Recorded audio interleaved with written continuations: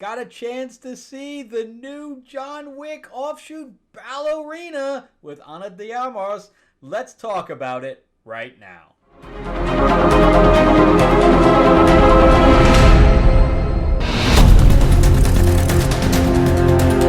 Welcome back to the channel, everyone. Thank you so much for spending time with me as we rant about movies, comic books, and television shows, as well as the occasional board game. I'm your host, Frank Zenka. I'm an award-winning screenwriter, novelist, and comic book writer, as well as a filmmaker. Yeah, we're going to talk about Ballerina. Got a chance to see a little pre-screen tonight. It doesn't actually release till, I think, Thursday, tomorrow, Friday, which is probably when you'll be seeing this, get a chance to edit it. But before we begin, remember to give me a like, give me a subscribe if you can.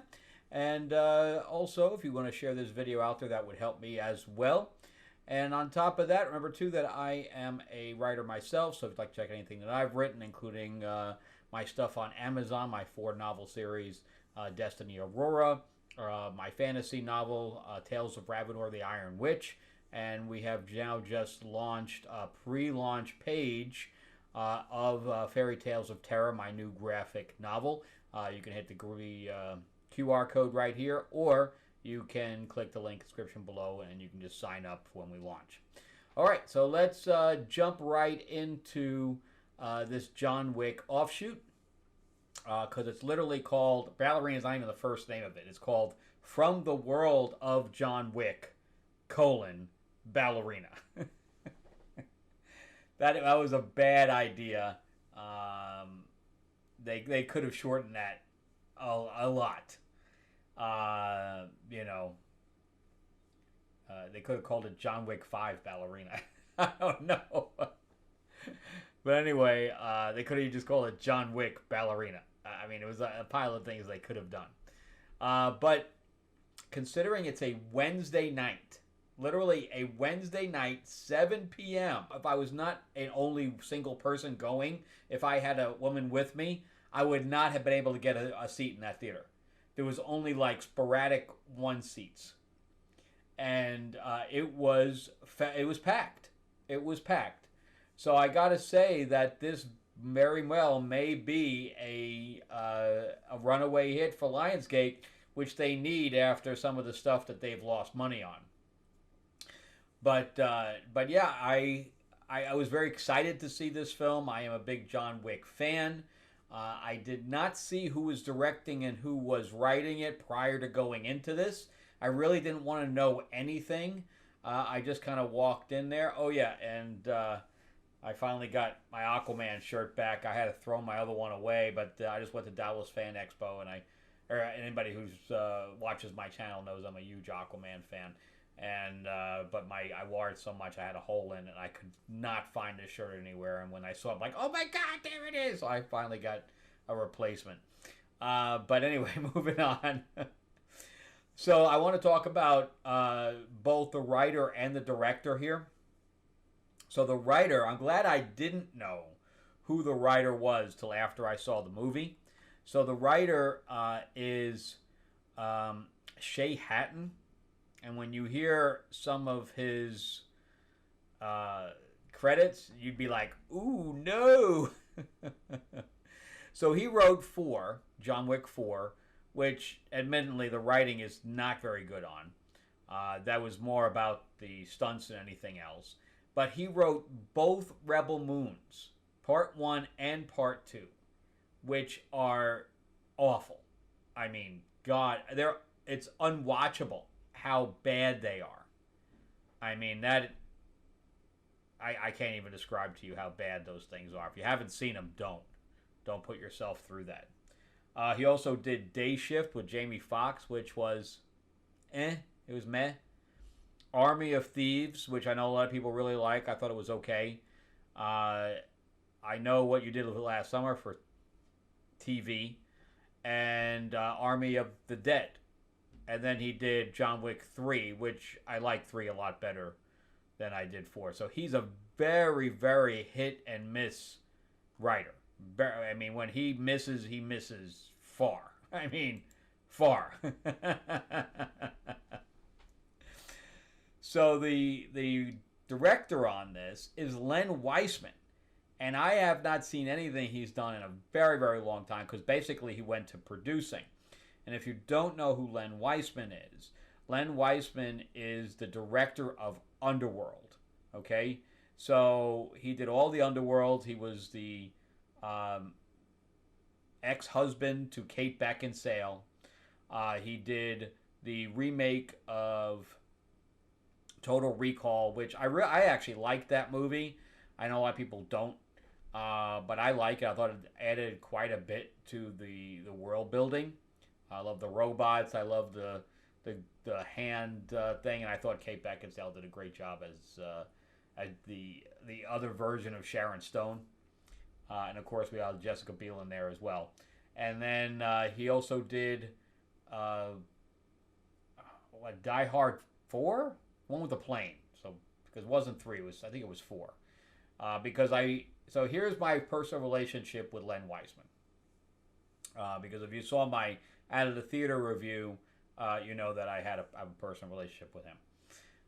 So while I was in LA, I'm pitching Destiny Aurora as a film. And at that time, I also released, the first book was out, the second book was almost done, the board game was released, the first issue of the comic was out, the RPG wasn't done yet, but it had obviously some elements already there. I think maybe the second book was just releasing, and then the comic was coming out. I think the comic artwork was mostly done, but I don't think it was released. But anyway, it had all the pieces of multimedia, so they were interested in it, right? And so I had a phone conversation. So I went to his office, and his office was awesome. He wasn't there. So he also did Lucifer, by the way. He also did the Lucifer TV show. But he wasn't there. But his team was there.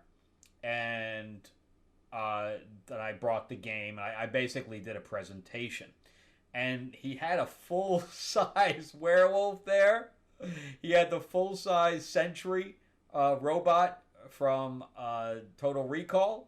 He had the this plane. The miniature for the plane, the F-14 or whatever, it was humongous. It took up like the entire ceiling, and it was like hanging from the ceiling.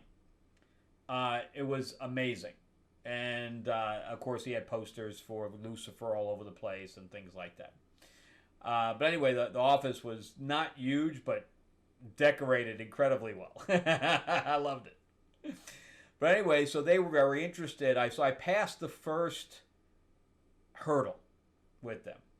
So the second thing was actually getting on a phone conversation with him, which I did. So I got on a phone conversation with him and the guys that I had pitched to in the office. And the bottom line was, and I just want you to know too, that I had been in Hollywood at that point for 10 years. Okay? So to even get that far, all right? So when people say I'm just going to go to Hollywood and I'm going to sell my thing and I'm going to become famous overnight, it's not true. It'll never happen. Not that it never happens, but it's 0.0001%. There's that person that happens to be right in the right place at the right time. But anyway, if you don't have any friends or family there, it's almost impossible. But anyway, I had this conversation with them, and the bottom line is, here's what they said. Or this is what he personally said. Frank, we love it. We really like this project. We think it's great. The problem is you. Okay? And he wasn't being mean that, that I was, an asshole or anything like that. He meant that I wasn't famous. Okay? So he said, if I'm going to go to Universal or whatever with this project, and I'm going to ask for $100 million, because he doesn't do anything under $100 million. He told me that. And except for this one, but it's just under. And he says they're not going to give it to me because the project has no past. There's no fan base that they're bringing into this. And I guess this was the beginning of the end for anything that was, or maybe it was already happening, anything that was not a remake or a sequel. And that's, that's the direction that Hollywood, I guess, has gone over the last probably more than 10 years. So it probably wasn't. I probably was just in the middle of that. But anyway, so that's what they told me. They said, go get your numbers up, go get a big fan base, and then come back. And that's what I've been trying to do for the last, I guess it's been 6, 7 years since then. So I haven't had a million people for me to go back to them. But no, he was very nice, and he's just being realistic, and I appreciate that. So it wasn't really a rejection. It was get your numbers up. What am I going to do? I don't have millions of dollars to pour into marketing for my stuff. So, and here it sits. But anyway, that's my relationship with Len Weissman. So I was very excited to see his name on this. His directing, he directs action extremely well. Extremely well. This is no exception. He did an amazing job with this because the script is okay. The script is nothing really special. And I do agree with Jeremy Johns where he said, because John Wick does make an appearance in here twice, right? So he's in here. I'm not going to do any spoilers, but he does appear twice. The first one is a quick thing, and the second one is definitely more intense. And he has a presence, and I do agree that when he makes his appearance, he was already excommunicado from everything, and including his Russian family. You actually see him in the film going back to, I think, was it 3? Yeah, John Wick 3, where he got the tattoo burned off, but yet they called him to go in. It doesn't fit the lore what happened, so I was very confused by that. But the storyline here is about Ana de Armas' character, which is Eve, and she is at a young age. In fact, I only got in there 10 minutes late, and the movie had already started, so there was no previews in this thing. I don't know how that is. But I also was in like I said, a huge theater. There was probably a 250 or 300 seat theater that was practically full, right? Except for a couple of seats in the middle and down the bottom. Nobody had their cell phone on. I was so worried that there was going to be cell phones everywhere. And this was a great old style movie experience.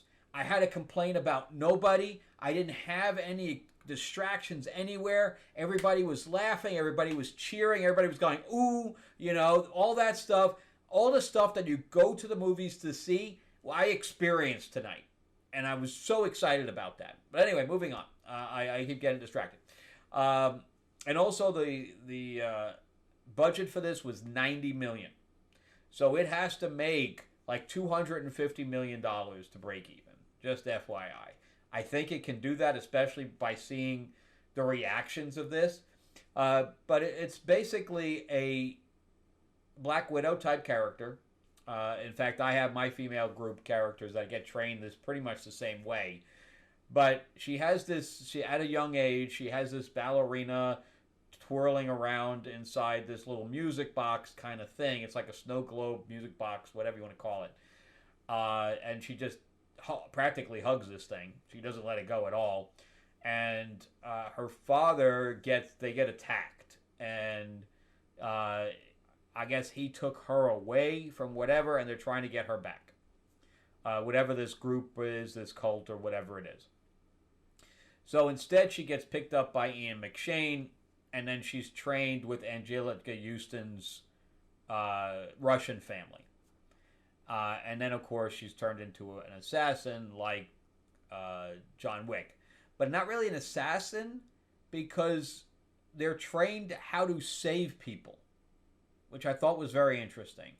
So it's not just an assassin. She was trained to take a ward, which is someone that her target is, and get them out of danger. So it's both sides, because we saw her get money from doing a hit, but at the same time, she was also put on a mission to save someone. So I kind of like that because we never saw any of that with John Wick, where he was there to save someone. And I really hope that if they do a sideshow figure for her, which I'm sure they will, that they use the dress from that scene in the dance club. In fact, here's my John Wick, and you can see the face is really really good. But here's my John Wick sideshow Hot Toys, and I hope that they do one for her, which again I'm sure they will, because I think this movie is going to be very very successful. And I hope it is for her sake. Although I did speak to somebody recently that said she was kind of a diva on set. I find that hard to believe. But so anyways, so then she goes on a revenge thing after that. That's her revenge tour, because she ends up. It's a great scene. She's getting away from this this one hit that she did, and she thinks you're home free, and then boom, I'm not gonna tell you what happens, but anyway, boom, there's a whole changer, and it's in one shot. He didn't even change the shot. Wow, he really did a good job of directing this. They did some amazing stuff with the flamethrower, which you can see in the trailer. There's fire everywhere, which I'm sure that is like a lot of CG, but it's a lot. It's hard to do CG, so I'm the fire and CG. So I'm sure that they had a little bit of each, like regular practical fire as well. I mean, the body burns in here are insane. And if you stay, there's no end credits like scenes, but if you want to stay for the credits and you watch the amount of stunt people in this thing, it goes on and on and on and on and on. Amazing. There's body burns for like 3-4 scenes. I haven't gone to see a movie over again in the theaters ever. Not ever, but not in the last several years for sure. I think Guardians of the Galaxy was the last one, like the original one, a movie that I went to the movie several times to see. I think this might be one that I go to see. And they bring up the fact that she's a woman and that she's not going to be able to take on big guys that are stronger, etc. And she's taught how to get around that. And, there's a lot of weapons where she's not really fighting guys hand to hand. And when she does, she often loses and has to pivot. So I really appreciate that as well. And when John Wick walks in and has to take her on or whatever else, there's no comparison. They don't say that she's as good as him at all. Which great, because if you did, you would have diminished that character, and doing that would have been detrimental to his legacy. And so they did not do that. But yeah, I mean, I can't I also watched a bunch of other reviews, including Jeremy Johnson, Sean Chandler, who I did meet in Dallas Fan Expo, a really great guy. But I don't agree with them. They said it took a little while to get moving. So I was expecting to be bored from the beginning till the point where she goes on this revenge tour, which is what they said. And that is not the case, guys. And not in my opinion. That is not the case. I was enthralled from the beginning to the end. I don't think it slowed down in pace at all. I loved all the beats all the way through. I loved the character building from her being a child and seeing her, get to this point where, she wanted to be an assassin, and then she throws it all away to go on this revenge tour for the people that killed her father. Which, it's a basic trope. There's nothing new there. There is some new pieces in there, but with, Angelica Houston does a great job. Gabriel Byrne as a villain. The one who plays her sister is from. I've never seen her before, but I thought she was really good. I was a little disappointed how that went down when you see it. I was kind of hoping we could have seen a little bit more out of that character. The scenery where they shot the end town, so they shot none of this in America. None of it. They shot some of it in Quebec. They shot it in Prague. They shot it in Croatia. And it's everywhere but the States. But I gotta say that the town they shot it in was very picturesque, and they had this, Len had this wide shot, drone shot of her driving up. Awesome stuff. Awesome stuff. Anyway, I can't recommend this film enough. If you are a fan of action, and if you are a fan of the John Wick series and how that action is done, you can't miss it. You can't miss it. And you got to go to. Oh, that's right. And then Remus is in it. I forgot his first name. The one from The Walking Dead that plays Daryl, and he has this shotgun that. The theater I was in, every time he shot this thing, it would like echo through the thing. Norman Reedus, yeah, and Lance Reddick, I think, is dead in real life, but because people clapped when he came on, so I think he's passed. So I guess it was great to see him as well. Yeah, again, really, really good stuff. And I can't recommend this movie enough. I was very excited to see it, and I was not disappointed in the least. And I don't give any movies 10. It has to be a classic film, but if I give it a 10. However, I am going to give this an 8.5, even close, probably an 8.5, because the script wasn't great, and it's very tropey, but it's just an action film. So 8.5 for me, which is, as far as an action film is concerned, is almost perfect. So anyway, that's that's my 2 cents on that. Let me know if you go see it or if you hated it or whatever. I'm completely off the mark. Hopefully you guys enjoy it, and I hope this thing makes money so we can see more. And I really kind of want to see Len Wiseman keep directing. I can hit him back up. Anyway, remember, give me that like, give me that thumbs up if you can. Remember to share this video out there and check out my stuff on Amazon. And definitely check out Fairy Tales of Terror now on Kickstarter on the pre-launch page. Go to the QR code or just go into the description below for the link. All right, thanks a lot, guys. I'll see you guys on the next episode. Thanks for watching.